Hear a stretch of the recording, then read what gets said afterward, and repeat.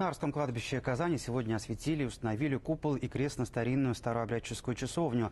Уникальный памятник архитектуры в советское время был практически разрушен. Теперь его восстанавливают. Одной из первых новый облик святыни увидела наш корреспондент Зиля Гарипова.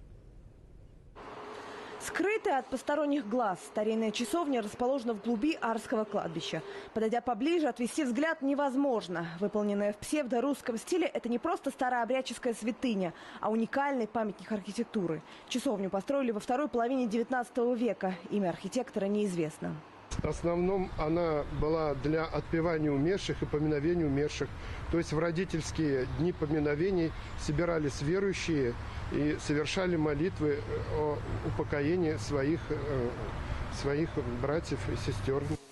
Сохранить часовню удалось стараниями сотрудников и прихожан кладбища. Раньше неподалеку была еще одна, теперь от нее остались лишь руины. Крыша этой часовни практически сгнила. Во время работ там даже нашли следы пуль.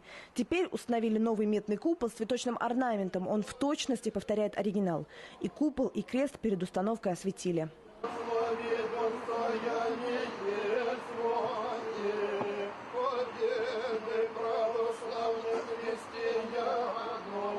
Сегодня внутрь часовни попасть невозможно. Замок от дверей сломали вандалы. Да и в принципе за 20 век от внутренности часовни практически ничего не сохранилось. Однако доподлинно известно, что раньше за этими ажурными решетками находился престол и Евангелие из белого мрамора. Все это будут восстанавливать.